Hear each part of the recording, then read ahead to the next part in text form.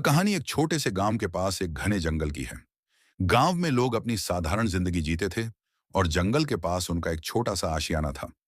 जंगल में बहुत सारे जानवर रहते थे, जिनमें सबसे शक्तिशाली और प्रभावशाली जानवर था शेर। लेकिन यह शेर दूसरों से कुछ अलग था, क्योंकि वह हिंसक नहीं था। वह एक शांत और समझदार शेर था, जो किसी से भी लड़ाई नहीं करता था। उसका नाम राजा था। राजा शेर की शाही उपस्थिति और उसकी वीरता के बावजूद वह दूसरों से बहुत प्यार करता था। जंगल में उसे कई दोस्त थे। उसकी सबसे खास मित्र थी एक छोटी सी खरगोश, जिसका नाम मोती था। मोती बहुत चंचल और मस्तमौला थी, लेकिन साथ ही बहुत समझदार भी थी। वह राजा के साथ हमेशा समय बिताती थी और वे दोनों जंगल में सैर करते हुए कई रोमांचक अनुभवों को साझा करते थे। एक दिन जब राजा और मोती जंगल में घूम रहे थे, वे एक अजीब सी आवाज सुनते हैं। आवाज इतनी डरावनी थी कि दोनों थोड़ी घबराए। यह आवाज एक भालू की थी, जो बहुत गुस्से में था। वह भालू किसी कारणवश अपने गुस्से को शांत नहीं कर पा रहा था और जंगल के जानवरों को धमका रहा था। राजा शेर और मोती दोनों ने सोचा कि भालू की समस्या को हल करना चाहिए, ताकि जंगल के बाकी जानवरों को कोई परेशानी न हो। राजा शेर मोती से बोला, हम दोनों को मिलकर भालू को शांत करना होगा। अगर वह गुस्से में रहा तो जंगल का जीवन बहुत कठिन हो जाएगा। मोती ने कहा, राजा भाई, मैं जानती हूं कि तुम सबसे शक्तिशाली हो, लेकिन हमें समझदारी से काम लेना होगा। गुस्से में आकर किसी को भी हराना हमेशा सही नहीं होता। राजा ने मोती की बात मानी और दोनों ने भालू की ओर रुख किया। जब वे भालू के पास पहुंचे तो भालू ने उन्हें देखा और गुस्से में दहाड़ते हुए बोला, तुम दोनों कौन हो जो मेरी शांति में खलल डालने आए हो? राजा ने धीरज से कहा, हम तुम्हारा मित्र बनना चाहते हैं। तुम्हारी परेशानी क्या है, हमें बताओ। भालू ने गुस्से में कहा, मुझे यह जंगल पसंद नहीं आता। यहाँ सब मेरे खिलाफ हैं।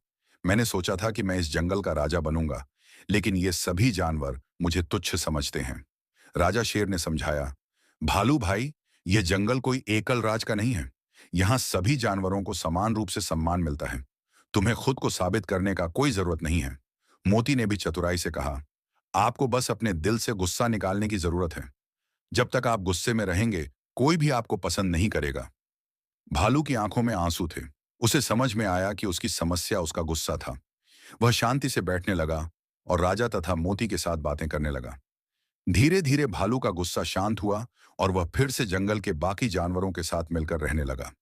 इसी घटना ने राजा शेर और मोती की दोस्ती को और भी मजबूत बना दिया। दोनों ने इस घटना से सीखा कि कभी-कभी ताकत से ज्यादा समझदारी और दिल से की गई बातें ज्यादा असरदार होती हैं। समय बीतता गया और जंगल में शांति कायम रही। राजा और मोती की दोस्ती पूरे जंगल में मिसाल बन गई। दोनों ने जंगल के हर कोने में शांति फैलाने की कोशिश की और उन सभी जानवरों को सिखाया कि केवल आपसी समझ और सम्मान से ही वे एक साथ रह सकते हैं। एक दिन जब राजा और मोती जंगल में घूम रहे थे, उन्होंने देखा कि जंगल के एक कोने में एक छोटा सा तेंदुआ बुरी तरह से घायल हो गया था। तेंदुआ जंगल में अकेला घूमता था और कोई नहीं जानता था कि वह कहां से आया था। राजा शेर और मोती तेंदुए के पास गए और देखा कि उसकी टांगें टूट गई थीं। राजा शेर ने तुरंत अपनी ताकत का उपयोग किया और तेंदुए को संभालते हुए जंगल के सबसे नजदीकी अस्पताल तक पहुंचाया। मोती ने भी तेंदुए के पास रहकर उसकी देखभाल की। कुछ दिनों के बाद तेंदुआ ठीक हो गया और उसे जंगल के बाकी जानवरों ने अपनाया। राजा और मोती ने एक बार फिर दिखाया कि दोस्ती और सहयोग से किसी भी समस्या का हल निकाला जा सकता है। अब जंगल में शांति और खुशहाली थी और राजा शेर, मोती और बाकी जानवरों के बीच एक मजबूत संबंध था। इस तरह राजा शेर और मोती की कहानी पूरे जंगल में प्रसिद्ध हो गई। सभी जानवरों ने सीखा कि किसी भी समस्या का हल ताकत से नहीं, बल्कि समझदारी और प्रेम से निकाला जाता है। जंगल में शांति का संदेश फैल गया और हर कोई अपने अपने स्थान पर खुशहाल रहने लगा।